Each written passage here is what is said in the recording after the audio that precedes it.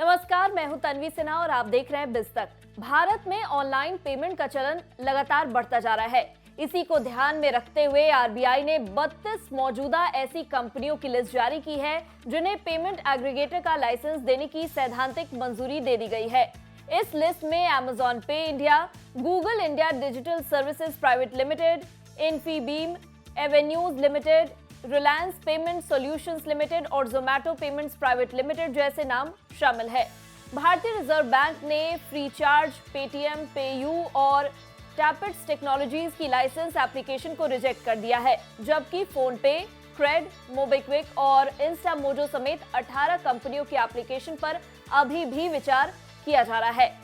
वहीं कई online payment gateway के लाइसेंस एप्लीकेशन के रिजेक्ट होने की वजह उनका पूर्व में क्रिप्टो करेंसी के लेन देन या गेमिंग ऐप से जुड़े रहना रही है।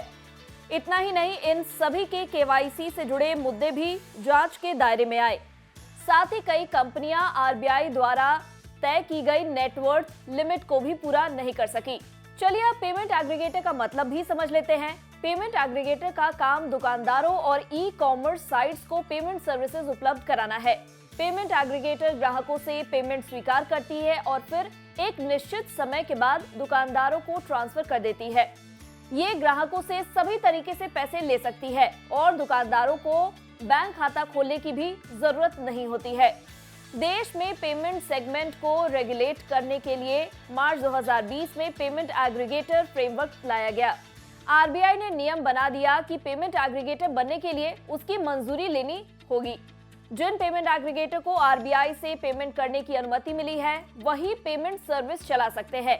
इन सभी की आरबीआई सीधे निगरानी करता है। इस पूरी कवायद का पूरा मकसद पेमेंट इकोसिस्टम को ज्यादा रेगुलेटेड और स्टैंडर्डाइज बनाना है। जो गैर बैंक कंपनियां यहां सेवाएं पहले से दे रही थी, उन्हें 30 जून 2021 तक मंजूरी के लिए आवेदन को कहा गया, जिसे बाद में 30 सितंबर 2021 तक खिसका दिया गया था।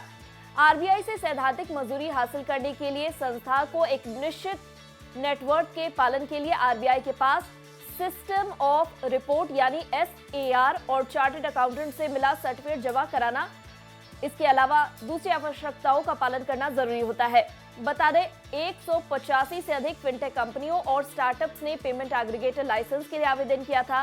कुछ कंपनियों को केंद्रीय बैंक की सीधी निगरानी में कारोबार की मंजूरी मिल गई। तो ऐसे में ये सभी 32 कंपनियां अब आरबीआई के रेगुलेशन के अंडर आ गई हैं।